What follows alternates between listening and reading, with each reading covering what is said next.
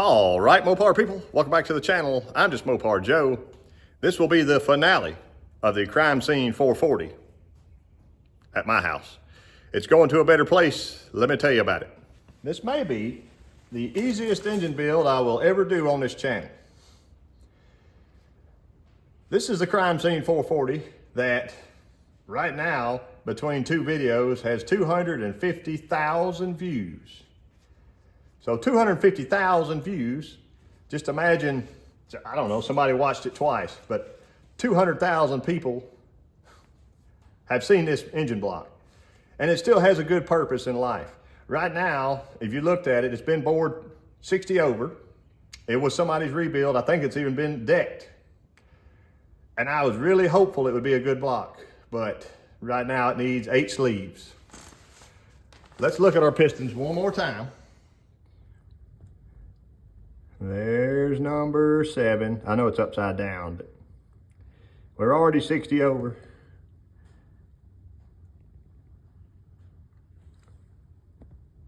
Let's run through real quick. I used a little bit of vinegar on top of the pistons, and it kind of etched the cylinders where all that old rust was. That's one of the worst ones. It's getting worse all the time.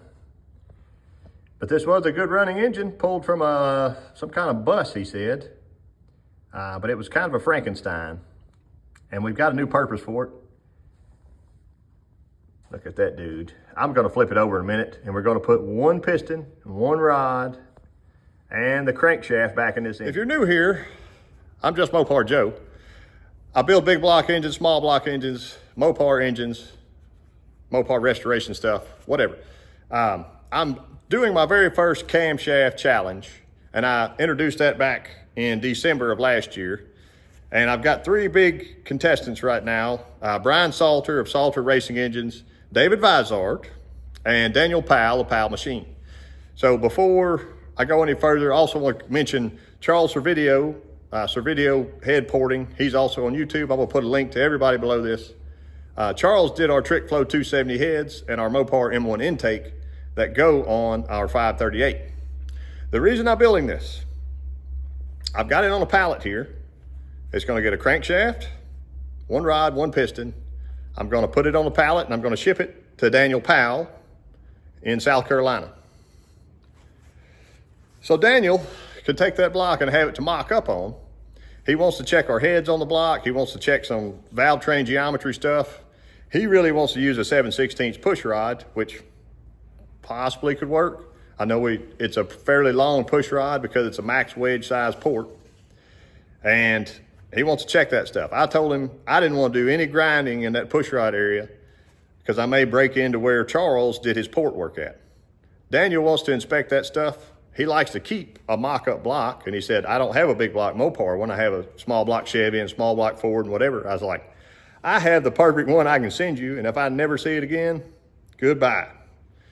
If you haven't checked out the video introduction for the 538 and my interview with Brian Salter, I'm also gonna try my best to do an interview with Daniel and an interview with David on their cam selections for our engine. It'll be 11.5 to 1 compression, trickflow 270 heads for a drag and drive car. Let's put this thing to work. I saved all the bearings that came out of this engine. I don't know why, but I did. And a lot of them, they were ugly, but some were beautiful. Look at that thrust. I didn't know why I'd save them, but I thought I would. They're perfect for this. Our crank was 10 on the mains. Rods were 30. So I've got a cast 440 crank that's turned 10 and 30 for a rebuilder engine that I'll never need for anything. It's not made any reason for high performance. So I'm gonna drop it in this block right now. I'll find if I have all the main bearings, I can put them back in, but I really need the thrust in both ends. These 2 could probably stay out, but doesn't matter. If I got them, I'll use them. So let's drop our crank in first. There we are. It feels good to give this thing a new life. It might end up, you never know, being involved in some real deal engine builds are made from mock-ups, whatever. I'm really bad about not throwing anything away. And in this case, it's working out nicely for me. There's those. I'm gonna put just a light film of oil on, I think, and drop our crank in. I got a little oil here in my bucket from when I soaked some roller lifters a while back. It might even have a little Lucas with it.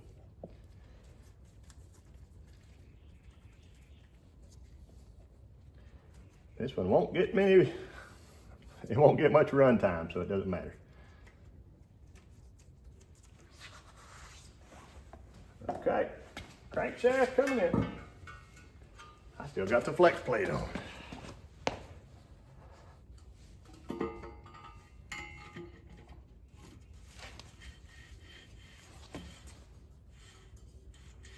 I wouldn't call it butter smooth, but it's butter than nothing. No pun intended.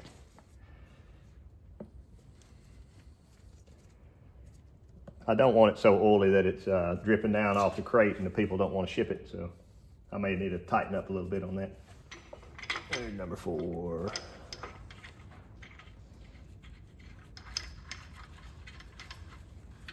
Five. There you go, stiff.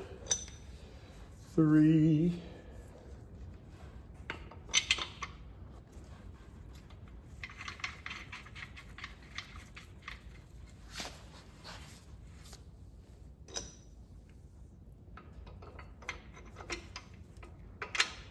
If y'all don't mind, share the camshaft challenge stuff anywhere you can. Tell your Mopar friends or people who just like camshafts in general, because it's going to be great data for everybody.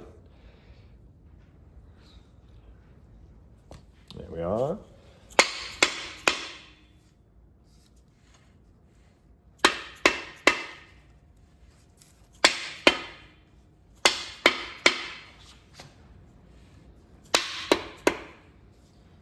There it goes. If you're new, I don't normally build an engine that crude, but you realize this, it's just a mock-up block now.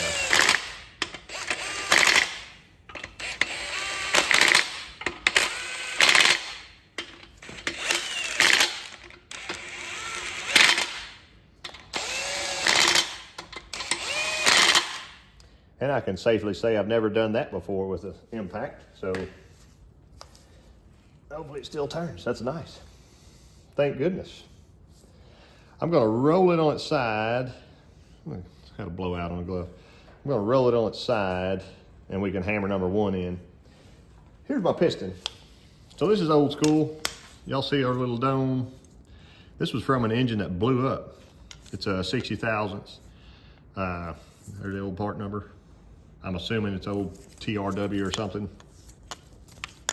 And it's floated steel to steel. Ooh, if you ask the internet, it'll blow up if it does that, but this one kind of, it didn't blow up there. I think it ended up pulling a rod in half or something. But that's from an old 440 we had in a race car. The pistons and rods that were in this engine were actually reconditioned with ARP bolts. So I'm keeping them. They're just flat tops, plain old builder flat tops, but this one still had rings on it, and it was one of the ones that were left over, so I figured it would be a good one to send along. Uh-oh. It looks like it might have been number 6 at one point, but we need it to be number 1, so it'll be fine. The rod will just float over and we'll put our valve release correctly. I picked one of the nicer looking bearings there. I don't know if it even mattered or not, but they're 30 over rod bearings, I think, so I have the best, doing the best I can with what I got here. Now you got to be sure your rings are not lined up, which that doesn't matter, but there's always something worth checking.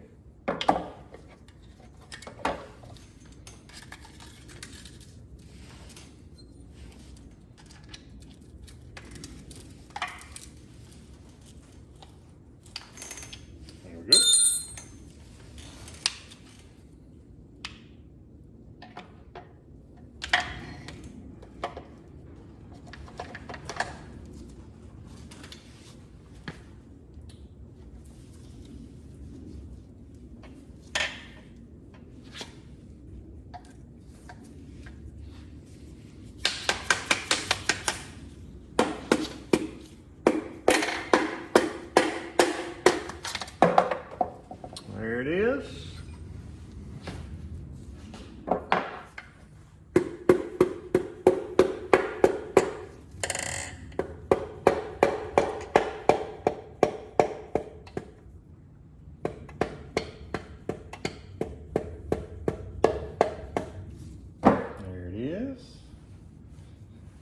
There's my cap bearing. Get the fuzz off of it. And make them happy together. I will put a little more lube on that just because we want it to be able to turn over notch to notch. Boom! Somebody's shooting out there.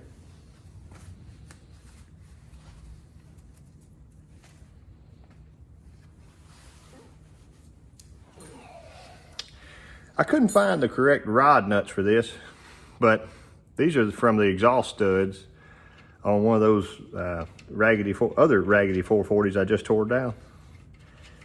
And look at there, they screw on. So that's what this one's getting. I think it matches nicely. The theme is important here. Mm-hmm.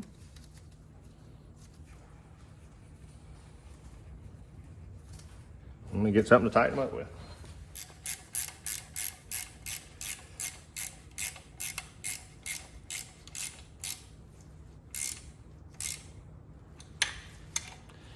Feels about like tight enough. Oh yes.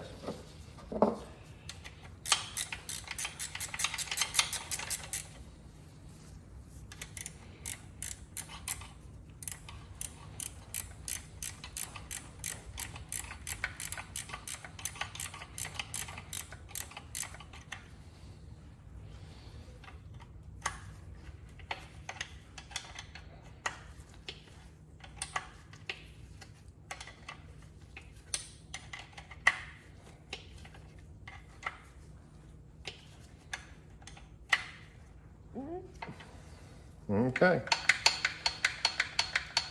We got a floater. Y'all don't pay attention to my Barbie dream house. I'm about to outgrow it. Yeah. You don't have to worry about it. There you go. Rotating too easily.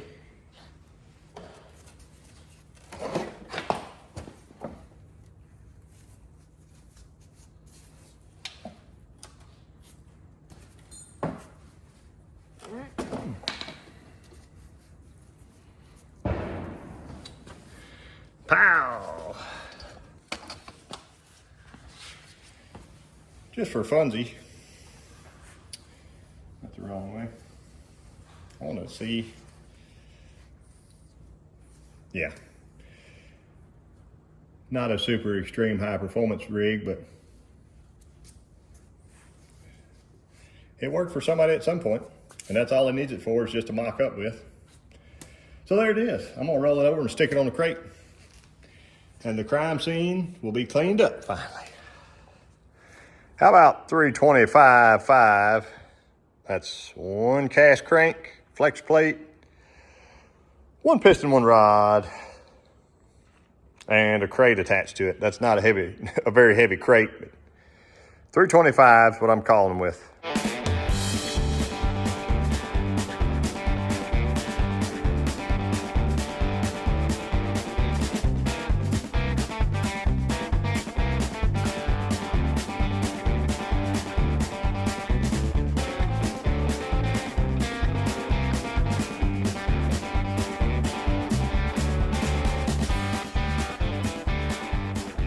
All right, Mopar people.